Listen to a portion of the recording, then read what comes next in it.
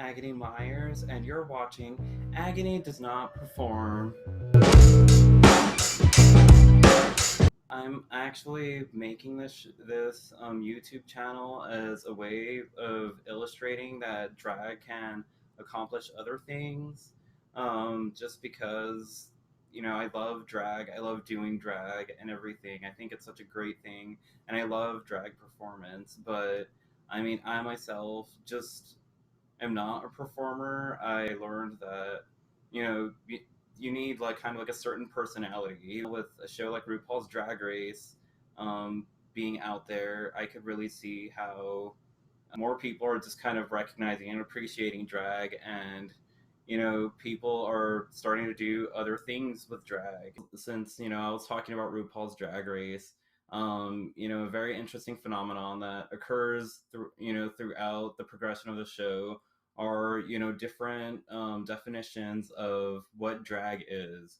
Some queens say you're not a drag. It's not drag if you don't compete in a pageant, or it's not drag unless you shave everything, and you know I don't know, just different ways of approaching or alluding to a female illusion.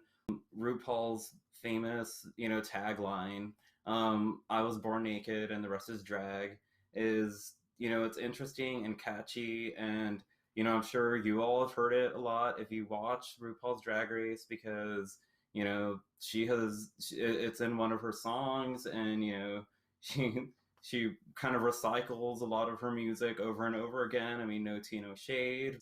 Saying you've heard it. I'm not trying to be mean. For this video, I would like to focus on the idea of performativity, which is a gender theory that Judith Butler has come up with. Relates to we're born naked and the rest is drag. In her in her famous book Gender Troubles, Butler writes, "In a sense, gender is a noun, but neither is it a set of free-floating attributes, for we have seen that the substantive effect of gender is performatively produced and compelled by the regulatory practices of gender coherences.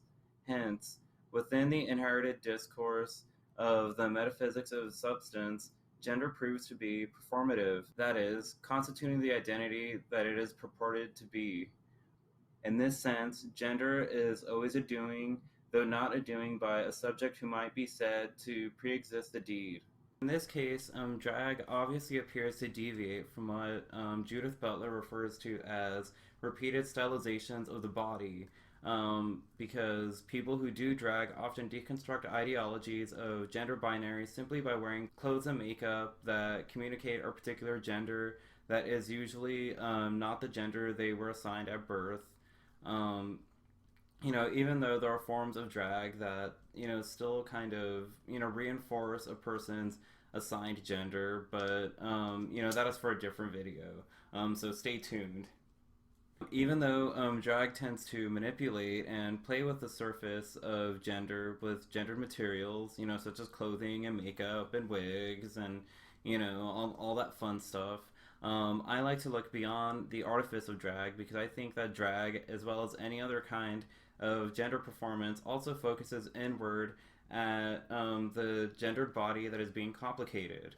Because, why you gotta be so complicated? As an example right now, I identify as, genderqueer slash, cis. I'm, actually not totally sure, but who the fuck cares? I don't really need to label and all of that. But, I am a male-bodied person, in, this gorgeous wig and makeup and, regal beard and chest hair and armpit hair and fake boobs and fake hip pads and all of it. You'll see more later. Just stay tuned. I say this because people often want to evaluate drag based on basic male, female, masculine, feminine, and now even cis, trans binaries. When everything that is involved with drag and gender performance is more complex than that. The complexity of drag performance involving elements of embodiment shows the relationship between ideology and physicality, because getting into drag involves starting with the body, which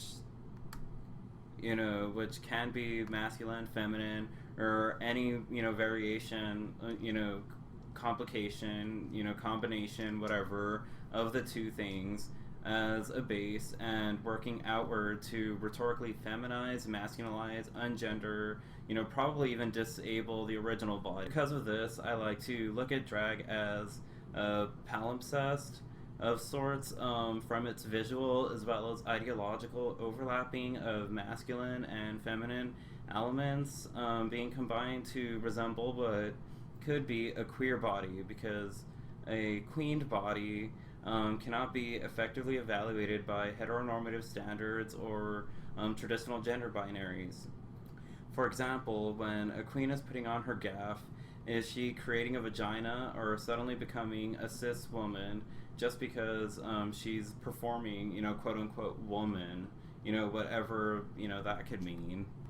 So beyond the physically palimpsestuous nature of queening the body, the failure of gender that drag queens often emphasize in their over-the-top performances, which are often misinterpreted as complete mockeries of cis or trans women and femininity, might actually be an embodied self-awareness that drag is a performance of queer bodies and not an attempt to be a differently gendered body.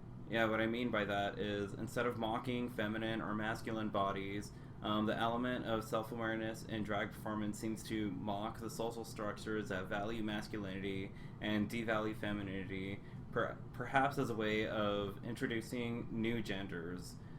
Think about things in drag culture that are specific to drag, being loud, big hair, big clothes, big nails, big arched eyebrows, just big everything.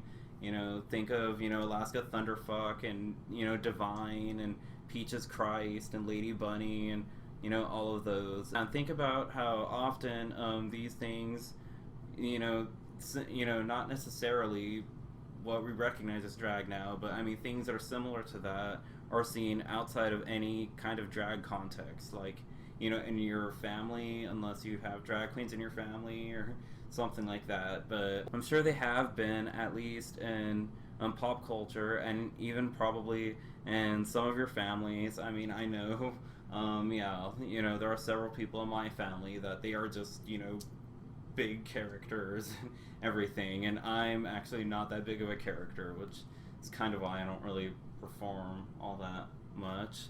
But the point I'm trying to get to here is that drag seems to borrow things from straight culture and probably aren't very celebrated outside of drag. Like women who are assertive and, kind of, who would be assumed as mannish or aggressive, or, women who still wear clothes with, shoulder pads, even though we are, decades away from the 80s and even the revival of the 80s, back when I was in high school. Women who have a funny laugh or who put on, evening appropriate makeup to go to the grocery store or church. I think that it is part of drag to recognize these quirky little things that seem to be overlooked in straight culture, but when these over-the-top things are noticed in drag, people misunderstand it as something that makes fun of women or femininity.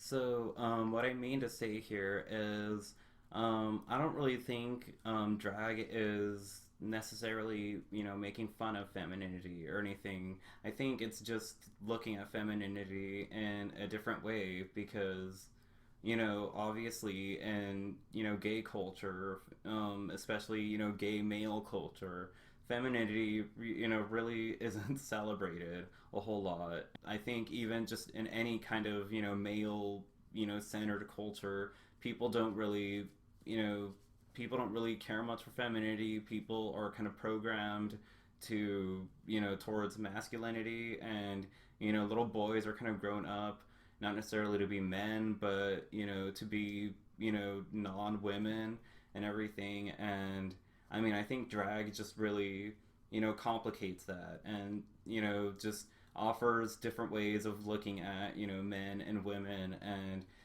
certain personalities, and just things like that, and the way we stylize these kinds of things.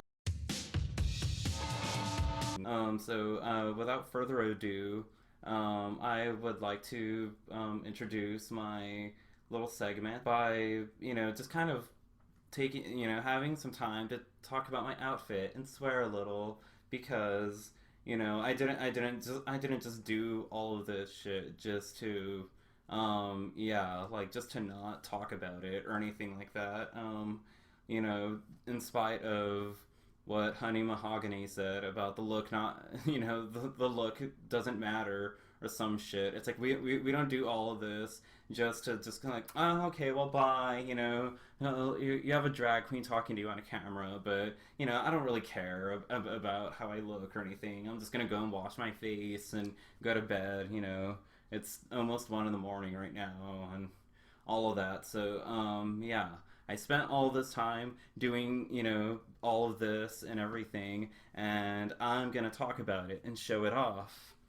All right. Anyways, um, yeah. So all of you are actually in for a treat right now, because I actually look like a lady. Of course, a lady with some fuzz and all of that. Whatever. But yeah. So typical Agony is I guess kind of 80s trash. Spooky queen, all of that. My mug is usually just like very slap, slap, slap, slap, slap, with the contour and all of that. And, I love it. And bright red lipstick, just like my mother. And, it's so great. But I thought, first impressions, I might as well look, as ladylike as, a bearded man can be.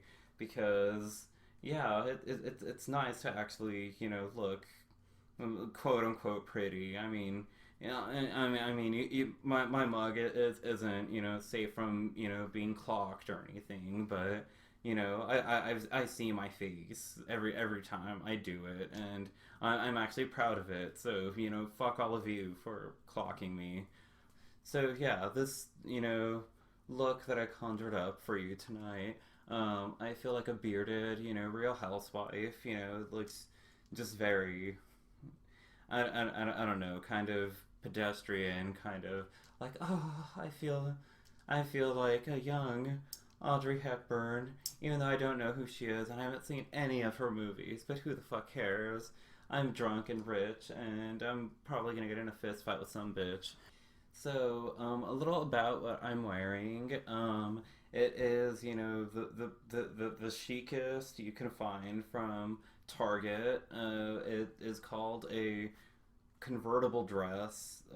Yeah, I bought it. It is a Halloween costume. It had some model kind of, I guess, doing an Audrey Hepburn thing. I don't know. I feel like a gorgeous lady in it, and I am also wearing jewelry from from the costume department and Target. Most drag queens just fucking love the shit out of Halloween stores. You could just find the best tackiest shit for not that much. It's great. But yeah, so that was my video. Thank you for watching. I hope to make more and make some followers, and do all of that stuff and everything, and probably bring you more interesting topics, and maybe I'll actually get better at making these, because Agony doesn't perform. I am not a performer. Even though I kind of am, because I'm in front of a camera and doing all this shit to myself to look gorgeous and fierce and all that motherfucking shit. Um, but yeah, uh, so like my video, leave me comments, please. Be gentle. It's my first time. Yeah. I've seen terrible things that YouTubers comment, and it's a little disconcerting. But I hope you guys are nice, and I'd like to make some friends and YouTube friends, and just all of that. I mean, that is all just the most. And it would be the most if you follow me, and we could have a conversation about this. I could talk about drag all fucking day. It's the middle of the night, and I'm blathering on, in front of my laptop in full drag. So yeah. Thanks for watching.